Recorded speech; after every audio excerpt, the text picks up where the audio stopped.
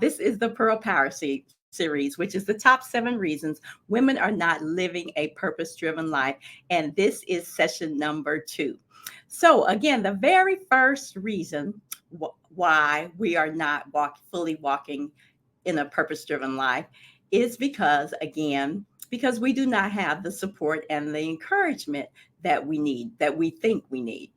All right. So the second reason is because we think our purpose is all about us.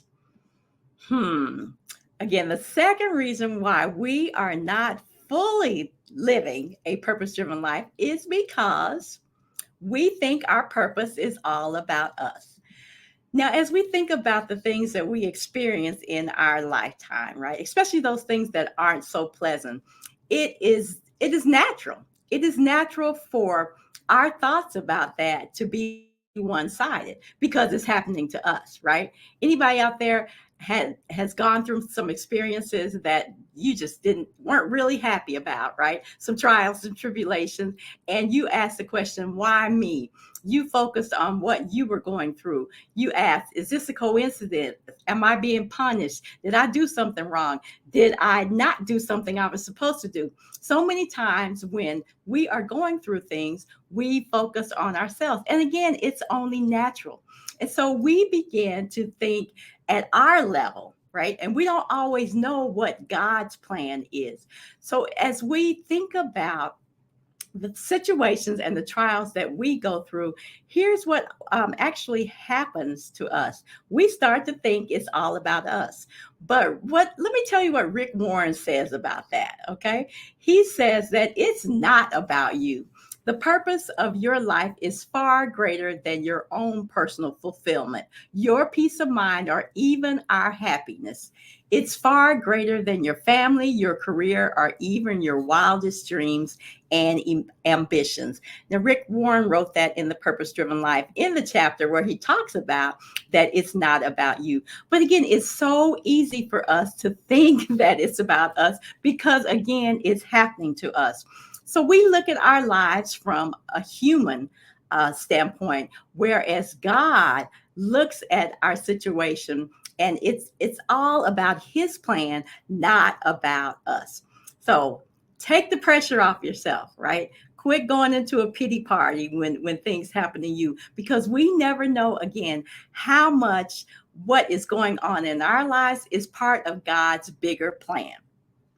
So just to give you an example of this, in fact, there was another scripture I wanted to talk about, Isaiah 55:8. So as we begin to think about it being all about us, we have to remember that God's thoughts are nowhere near our thoughts. They're way above that. In fact, Isaiah 55:8, 8-9 from the Message version says, which I love it, I don't think the way you think.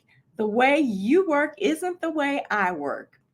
God's decree, for as the sky soars high above the earth, so the way I work surpasses the way you work, and the way I think is beyond the way you think. So again, we have to realize again that when we are going through things and we get focused on me and start to think it's all about me, and again go through our thought processes and our pity parties or whatever it is that we go through when we are going through, right?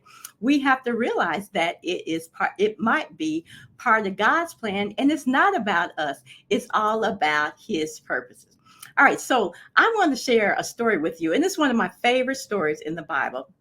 We all know Naomi, right? We all know, if you looked in the book of Ruth, you know all about Naomi. And what we know because of Naomi's situation is that she ended up sad, bitter, and angry. I mean, who wouldn't with what she was going through? We know that Naomi and her husband had moved away from their hometown, basically, to a place where they could find more bread. When they got there and settled down, her husband dies. And, okay, that we know that that happens, right? But it goes a little further than that. She thinks in her mind, I'm still okay because I have 2 sons and they will take care of me. They get married, they'll take care of me. I got some great daughter-in-laws. We'll be just fine. But then what happens in her life is that both of her sons die. Now, we don't know if they died at the same time. We don't know if it was several years apart.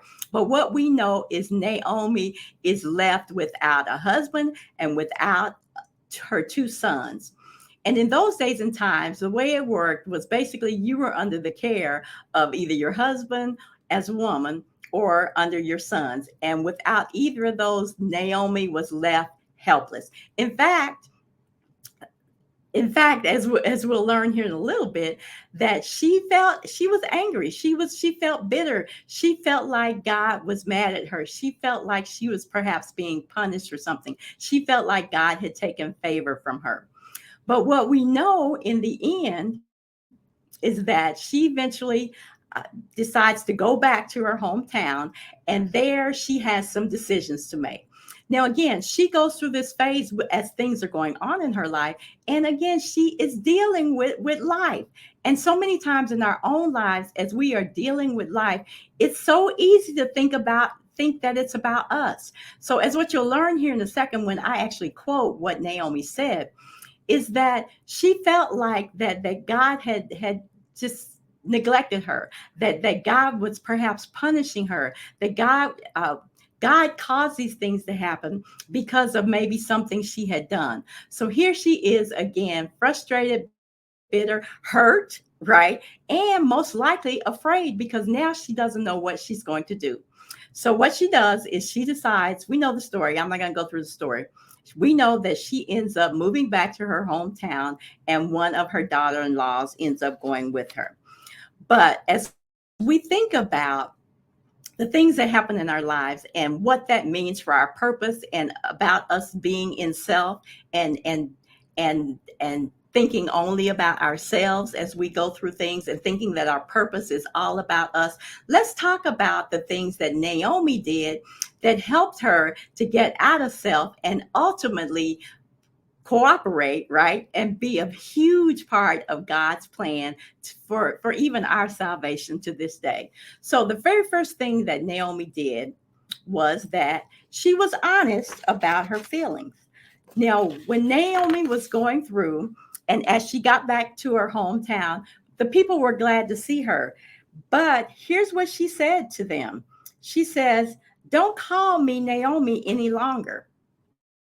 Call me Mara, because God has made my life bitter. I had everything when I left, but the Lord has brought me back with nothing. How can you still call me Naomi when God has turned against me and made my life so hard?"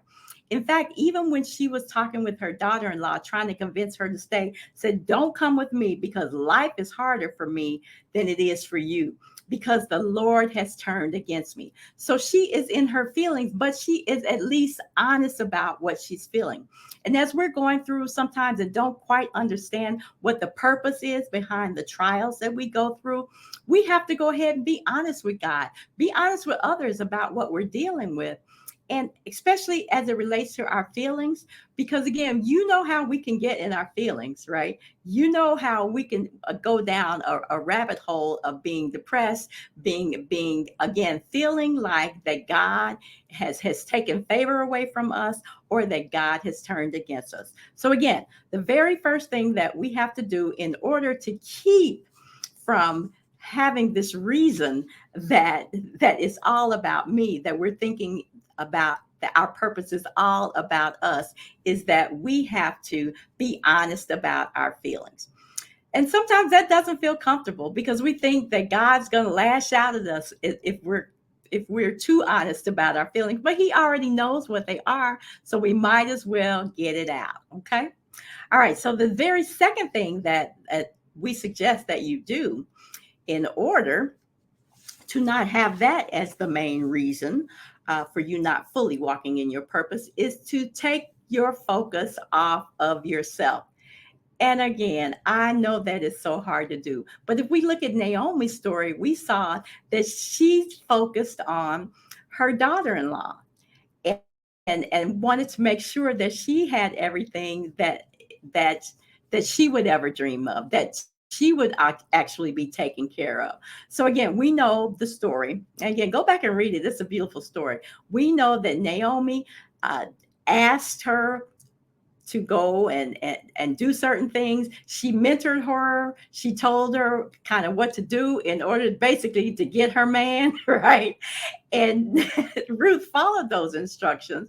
And so that allowed, trust me, focusing on Ruth, I'm sure allowed Naomi to somewhat forget about her troubles and again to try to bless somebody else, because here she was in a situation where she felt like it was hopeless, but she had hope for somebody else. So again, the second thing that we have to do is we have to take the focus off of ourselves.